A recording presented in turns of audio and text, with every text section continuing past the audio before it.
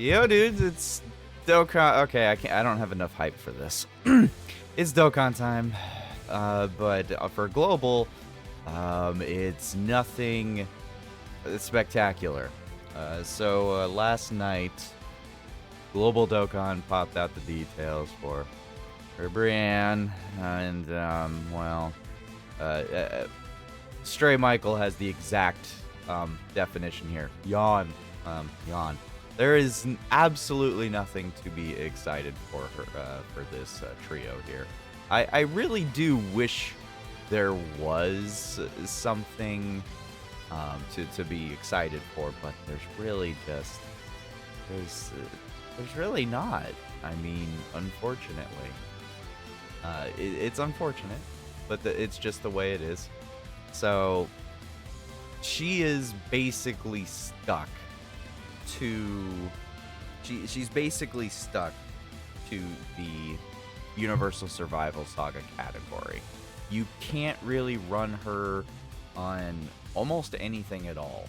Now, she's a good unit. I will say that. I will say that.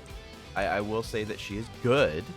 I'm not going to tell you. I'm not going to give you any false impression that she's a bad unit by any means. That she's just plagued with the same issues as a large majority of units in the game typically are. And it's that if you're stuck to one bloody team, your usage is just absolutely worthless. As on 55%, I mean, yeah, she can get up pretty freaking high. She can get up to like 1.2 million defense at just 55%. So I mean, this is just 55%. This isn't on a freaking Android 17 and 18 team with regular buffs. I mean, she can be very good. She can be very good. I'm not trying to discredit her, but this banner is terrible. It is so bad. It is just absolute garbage. The only thing that's worth on this banner is Bulma. That's it. Bulma. Bulma's the only reason that you or anyone else should or would be summoning on them. If you got the coins, just grab Bulma, walk away. just walk away if you got the coins, because every single time Frost shows up, you're gonna be disappointed. Every time this Kaba shows up, you're gonna be disappointed. You're gonna just get that gut-wrenching feeling. Every time you get this Kale, you're gonna be disappointed. I mean, if you don't have this Khalifa, that's good. She's a good pull. She's a good pull. If you don't have her, she's a good pull. Why? Because she's an auto dodge unit. The auto dodge is Universal Survival Saga. You're saying if you already have this Kale and Khalifa, you're gonna. I mean, you probably won't even like her anyways. This unit, this LR, pretty much is stuck to the same thing. She is stuck to being with the Super Saiyan 2 Kale as a leader, or at least on the same team. It's not that you probably couldn't find a use for her, but you're not bringing her into difficult content just because you like to use her or because she's reliable. She's not that reliable. She takes a lot of build-up. She takes a huge amount of build-up. I mean, this Brienne is just really, really underwhelming. This Dispo is literally a dead unit. This is a dead unit. There is no worth for this Dispo outside of literally a category boot. There really isn't. He easy A'd a long time ago. He easy A'd back in 2020, and look how bare this freaking passive is. This is in the early days of easy A. There is no passive here. He doesn't even have defense in his passive. He doesn't even have defense in his passive. He's a joke. Anytime you see him on a banner, it's a joke. This Topo, he's a glorified. You tag him along for a punching bag event. That's it. That's all you do. You tag him around for a punching bag event because he can't survive otherwise. This banner is a straight up no. You don't summon on this banner. It's garbage. It is a skip banner. It truly is. Now, like I said, unless Universe Survival Saga is like your absolute favorite thing in the entire series, obviously you didn't grow up on Z or Dragon Ball.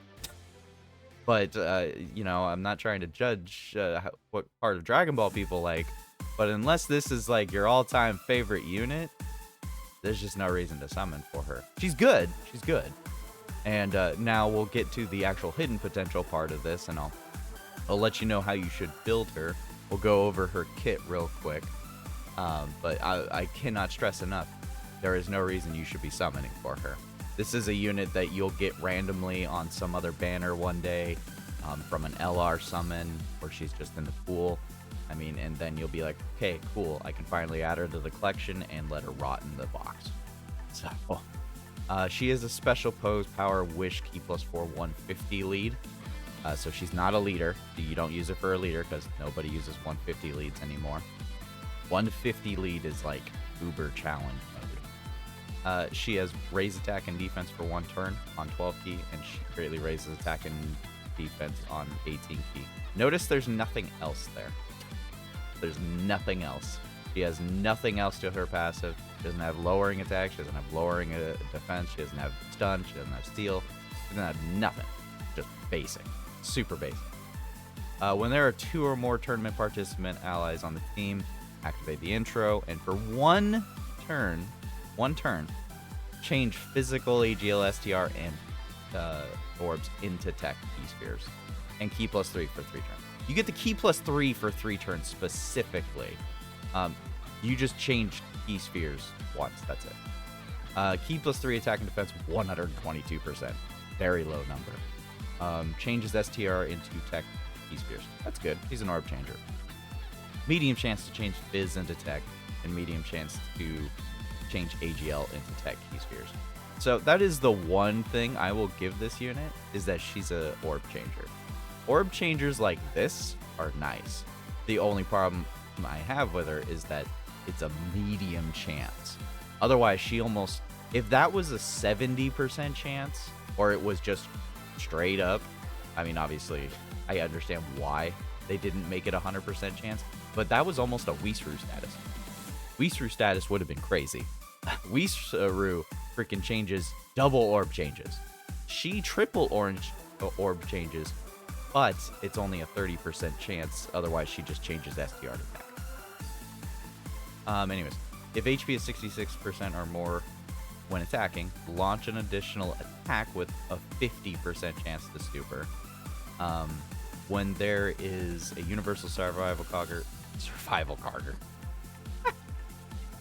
saga category ally on the team, self-excluded, perform an additional attack with a 70% chance of becoming super. So already she's got built-in additional right there. She's got loads of potential additional.